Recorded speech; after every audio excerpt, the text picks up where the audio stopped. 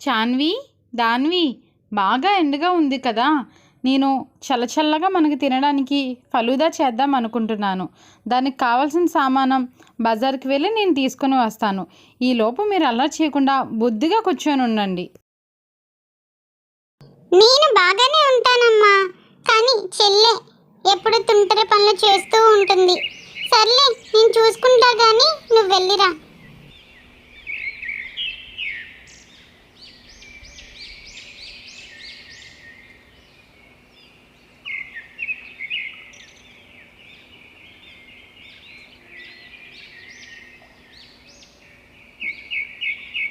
అబ్బో, అల్లరి చేయకుండా చాలా సైలెంట్గా కూర్చున్నారు. ఏంటి ఒకేసారి అంత బుద్ధి వచ్చేసింది? ఏంటి సంగతి? ఆకలి వేస్తుంది అమ్మా, అందుకని కామ్గా కూర్చున్నాం.